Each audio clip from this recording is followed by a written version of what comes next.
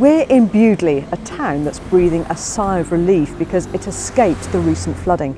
It stayed dry thanks to new flood defences, which are now coming down. But Colm and Merrin Howell remember how it used to be. You've both lived in Bewdley since 1945. So how do the floods of the last week or so compare with previous floods? I can only describe it as a tiddler because though it was well up, in 1947, though we didn't have the barriers, it came right up the main street to the George Hotel, and that really was a massive flood. One thing, I suppose, it was just post-war. We were very used to doing this, the floods and everything was quite normal. You just got the local authority, the policeman, head of the school, and one or two others together, and yes, the whole thing happened. There was no bureaucracy. Keep calm and carry on. Keep calm and carry on. Well, here in Bewdley, the flood defences have definitely worked. But as we've seen in the last couple of weeks, the water has to go somewhere. David Gregory-Kumar has been looking at other possible solutions to the problem of flooding, which might not be good news for everyone. This is BBC Hereford and Worcester. Forecasters are warning there's more heavy rain to come over the next couple of days. 7 in Worcester has equalled its highest ever level recorded. We've had some extraordinary weather conditions over the past several weeks. In fact, England's had its wettest January since 1766. And what's more, in some parts of the region, this is set to be the wettest winter for 250 years. Scientists can't say for certain whether or not all of this is down to climate change. But what we do know is here in the Midlands, after decades of little or no major flooding, in the last 16 years, we've been faced with 4 huge flooding events. And so while this may or may not be climate change, this is a scene with which we're all becoming more familiar. There are 4 main types of flooding. Coastal flooding. Admittedly, not such a problem in the Midlands, what with us not having a coast. Then there's groundwater flooding and surface water flooding, and then there's river flooding. It occurs when the volume and flow of water just overwhelm the river. And here in the Midlands, we've got some really big rivers. This is the Severn in Worcester, the longest river in the UK, but the rivers Wye, Avon and Trent are no babbling brooks either. Prior to 1998, there hadn't been any major floods in the region for decades, and people, me included, were simply caught by surprise. I've reported on a lot of flood stories from Midlands Today over the years, and it's true in the past, 16 years, we've certainly learned an awful lot. We've done an awful lot to try and stop the worst effects, but properties are still being flooded. It's really interesting looking back and seeing how things have changed over the years. I remember this helicopter flight, it's horrific. And all the way along the Severn you can see the trees that would normally mark the boundaries of the river on the river bank. And the river itself is now up to 5 to 6 times wider than this in parts. And you see, you wouldn't see that anymore. The flood defences have gone in there now. Look at the power, it's lifting the tarmac, but those are flood defences now which are keeping Iron Bridge dry. You just forget how shell-shocked people were in '98, and then the floods just kept on coming. But of course, we just don't get scenes like that in many ways anymore. 1,300 homes are now protected up and down the River Severn. But of course, this year, we're still seeing flooded properties. So I guess my question is, are we tackling flood defences in the right way here in the Midlands? After all, as the Prime Minister himself has said, money is no object in this relief effort. but what should we be spending all that money on? Over in the Netherlands, they're more than familiar with flooding. After all, much of their country is below sea level. But even the water-savvy Dutch were caught out in 1995 when extreme flooding forced the evacuation of 250,000 people, with many more homes affected. Traditionally, the Dutch have always relied on a vast network of dikes to protect them, but following huge floods in 1995, they decided on a whole new approach to flood defences. They've actually been lowering the dikes and encouraging flooding in some parts of the Netherlands. It sounds completely illogical, but it's all part of a cunning plan. It's part of a £1.8 billion project called Room for the River, taking place at 34 locations across the Netherlands. The premise is simple enough. By pushing the dikes back in certain specific areas, they're creating more of an overflow for the river. So now, when the water reaches a critical level, it has a new floodplain to spill onto.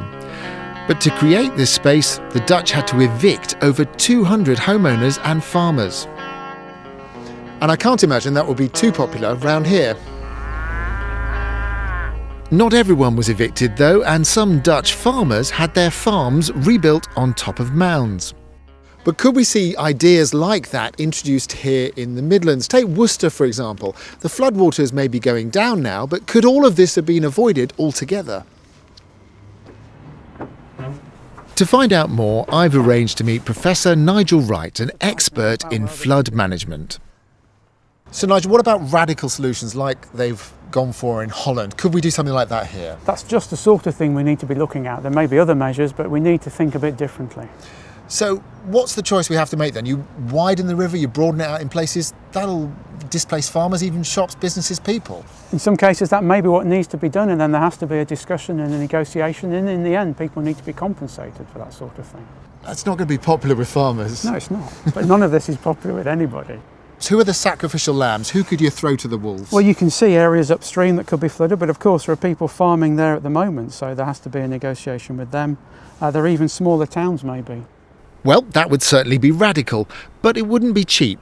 So it costs a lot, but is that better in the long term? Do you save money in the long term? That's the calculation you have to make, but that's possible. You spend a lot of money now, but it means in the future you won't be continually spending money to clean up.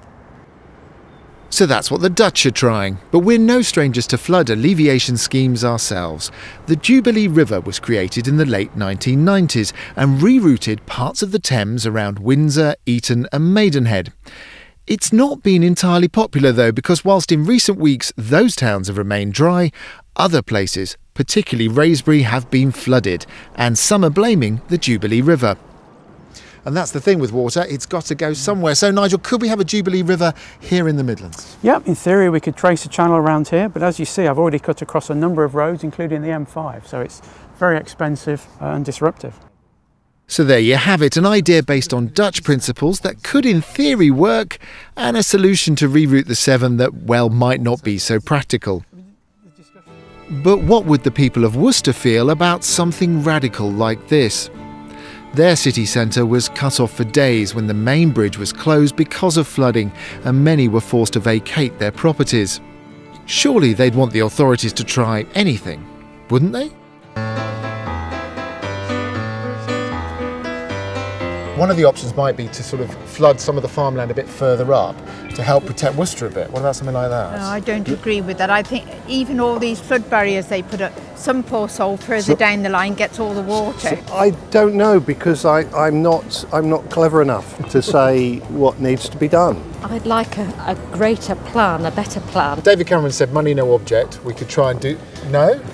We can try and present this? We'll see. So are businesses in Worcester, for example, worth more than, say, a farmer upstream? That is tricky, especially because some of my family are in farming or related to farmers. Subsidise the farmers. That's not the point. I wouldn't like to be flooded.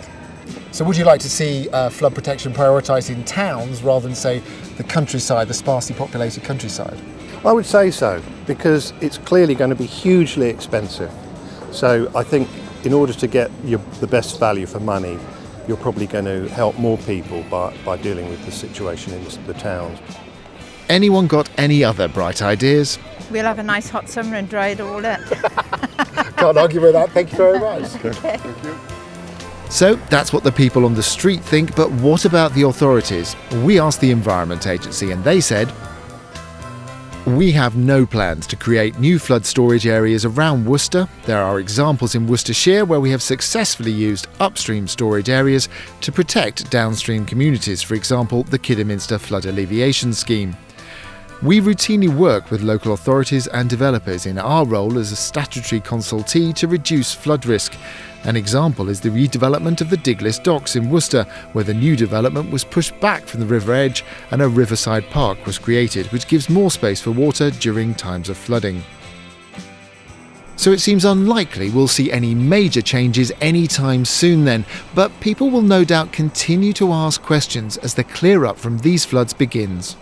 There's always going to be flooding, but I think the age of the big individual scheme defending a town or a village along the Severn, I think that's over now. Instead, we need to be looking at the whole river catchment, the whole Midlands, and make some difficult choices about what areas of land we might sacrifice to try and save places like Worcester. And whatever we decide to do, some people are going to be left very unhappy.